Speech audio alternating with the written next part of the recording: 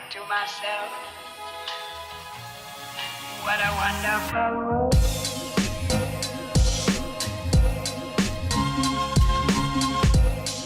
Hey, what's going on, everybody, and welcome back to SoCal Exploring. My name is Scott. You're watching the #1 stop for all things theme park related in the Southern California area.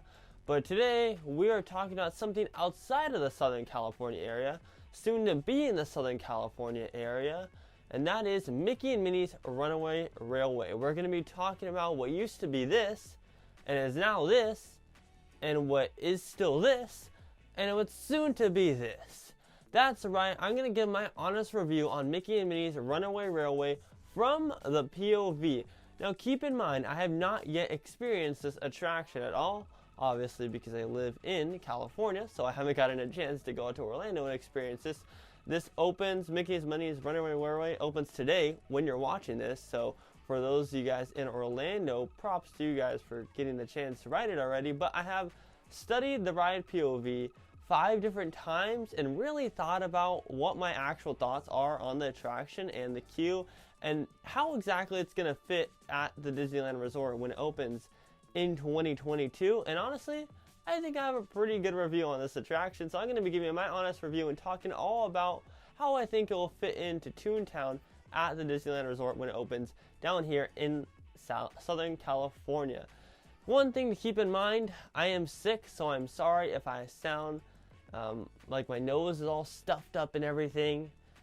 This weather is just ridiculous. But let's hop right into my honest review of Mickey and Minnie's Runaway Railway from the POVs. Subscribe if you're new here, and with those bell notifications on, because you're not going to want to miss these weekly theme park updates like the one that you're watching right now. And you're not going to want to miss all the different vlogs, like all the different events we go to and such. It's a lot of fun here on Southern California, or SoCal Exploring. Visit our website, SoCalExploring.com, and visit our social medias at SoCal Exploring Media on Instagram and at SoCal Exploring on Twitter. First things first, when they first did like the sneak peek of this attraction a couple of days ago where they just showed like a 30-second clip, I was like, really? Are you kidding me? Like, what? And then Disney World released a like actual B-roll of the attraction with different highlights of the ride, and I was like, you know what, I'm gonna react to this, but I was like, you know, I gotta wait for the full POV to come out. And now the full POVs have come out. YouTube is flooded with POVs, and I don't mean the same re-uploaded one by dozens and dozens of YouTubers. I mean actual POVs from people who got to experience the attraction. So I watched it, and first things first, I don't think that the neon sign outside of the Chinese Theater at Hollywood Studios looks all that great. That's just my opinion. It looks good at night, but during the day, it doesn't look good. And I said this from the very beginning, that Walt Disney World should get a more permanent facade than just the Chinese Theater like they had. But I guess to all the great movie ride lovers, they wanted to give them something, at least a little bit, since they're replacing the attraction. Once you walk into the actual queue, it's the same kind of Chinese Theater queue, and then you go into a pre-show room. This pre-show sets you up for the transition between the Chinese Theater and the actual attraction, where it makes you feel like you're living in a cartoon and experiencing all these different fun things in a cartoon. So I think that the actual like pre-show is really neat, the way that transition in and the way that the gates swing open and you're able to actually walk through the screen. I feel like that's very cartoon-like. It's like I said, it's like a transition between the real life world and the cartoon world, which I think is a really good and is necessary for this attraction. Keep in mind, I'm going to be using footage from Attractions Magazine and Disney themselves. So those are the two different types of B-rolls that you're going to be seeing in this video. So shout out to both Disney and Attractions Magazine. So once we get through the pre-show area, you go into the queue, which is fairly small. Now, like I said, I haven't experienced it for myself yet, so I don't know how much of extended queue there actually is. But once you transition through the pre-show and into the actual loading station area, that queue is fairly small. Maybe like a 30-minute wait can be held in that queue. So you get to the loading station, you board Goofy's train, you already know the story and everything, and it's a trackless dark ride, which I didn't expect. I didn't think it was going to be a trackless dark ride, but it is. It's a trackless dark ride, and you go right into the very first scene, which is the park, and everything's so beautiful and vibrant. And automatically from watching this, I was like, wow, it really does make you feel like you're in a cartoon. It's really neat. However, the first room is just basically all a bunch of screens and a bunch of projection mapping, etc. And then you go through like this kind of mining area, I think it is, or maybe even a cave, and you see the first two animatronics and Mickey and Minnie riding a car right next to the train, which is really neat. That actually looks really cool. I'm not too big of a fan on the animatronics with huge heads. I don't know, but that's just not me. But I know some of you guys do like that. And then you go into another big scene. I don't know what the scene is like a Wild West scene, and this is where the cars break off from each other, because it makes you feel like as if you're actually on a train and all the cars were attached to each other. But then you break off in this first scene, kind of do a bunch of circles and everything. I don't know if there's actual effects like wind and stuff, but this all looks really neat. Looks like you're in almost like a giant dome. It's so cool. I mean, there's tons and tons of projection mapping going on. I think it's a really neat. And then you go into a carnival area I think you go into another tornado. So there's two scenes in particular I'm kind of skeptical about. And there's this one scene in there that's a tornado scene, and the room just looks really bare. I don't know. It looks kind of bare. It looks cool, but it just looks kind of bare. And then you go into a carnival scene, which is probably getting my favorite when I get to experience this attraction finally. And it looks so cool.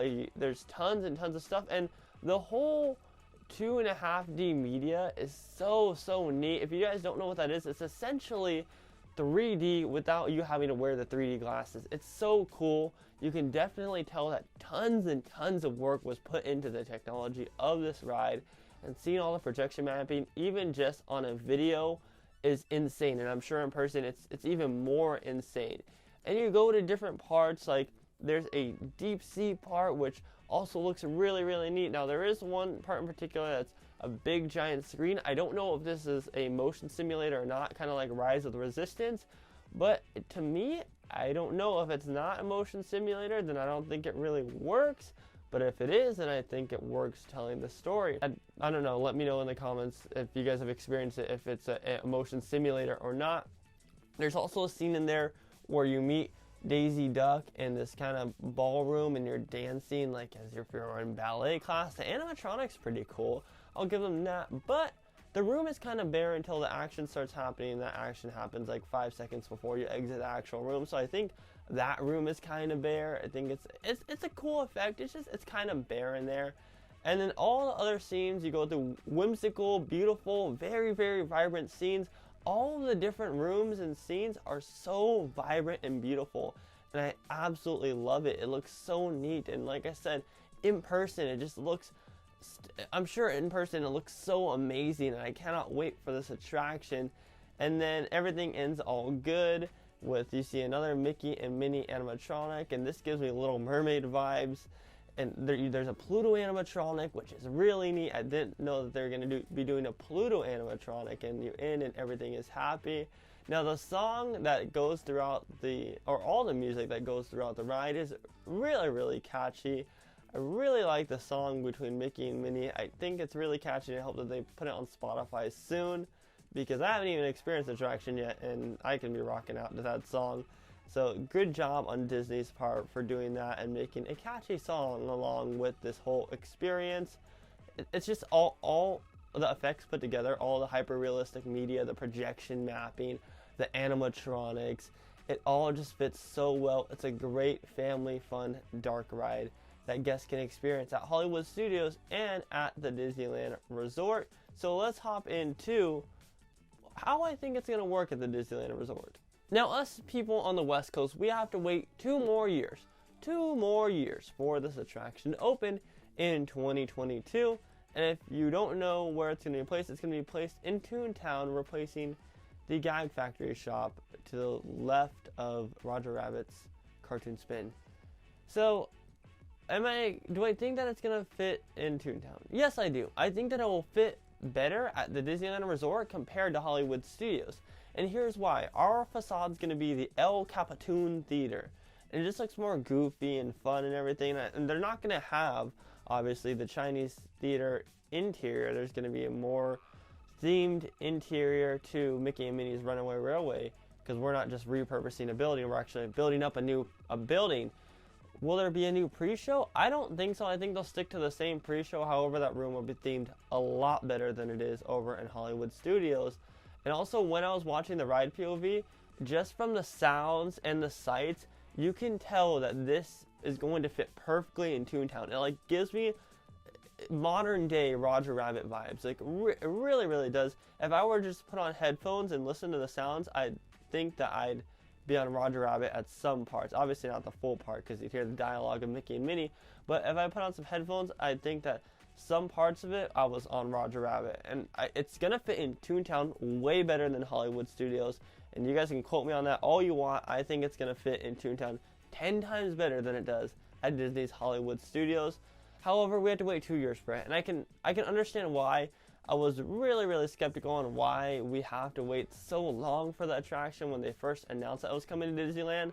But now, after watching the POV, I can definitely understand why. There's so much projection mapping, so much technology implemented into this attraction that it's a lot of work for Disney Imagineers. One thing I also wanted to point out is how much wider the actual cars are compared to Rise of the Resistance.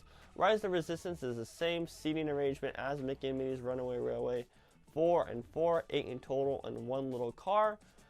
But the Mickey and Minnie's Runaway Railway ones seem to be a lot wider. I wonder why that is. Maybe because more families are riding it.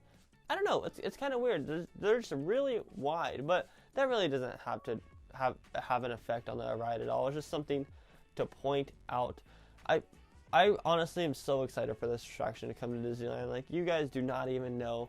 This attraction is going to be so cool, and I can't wait, because next year I'm planning a trip out to Walt Disney World, so I'll get to experience it for myself before it comes to Disneyland. And then when it does come to Disneyland in 2022, we'll get to see it in full effect in Toontown, and it fit a lot better in Toontown than in Hollywood Studios. But let me know what you guys think down below if you have watched the POVs of Mickey and Minnie's Runaway Railway. It's kind of hard to say. It's kind of like a tongue twister, right? Let me know what you guys think. Do you guys think that it will fit better here, like I said? Or do you guys think it's better off just in Hollywood Studios, not coming here at all? Obviously, it's coming to Disneyland no matter what. That's already confirmed. But would you guys like to see a different attraction placed in Toontown? Or would you guys like to see Mickey and Minnie's Runaway Railway? Let me know down below. Subscribe if you're new here with those bell notifications on, because you're not going to want to miss our weekly theme park updates. And follow our social media at SoCalExploring Media on Instagram and at SoCalExploring on Twitter. My name is Scott. You've been watching SoCal Exploring. Positivity is key, and most importantly, remember to keep exploring. Peace. Everybody at home.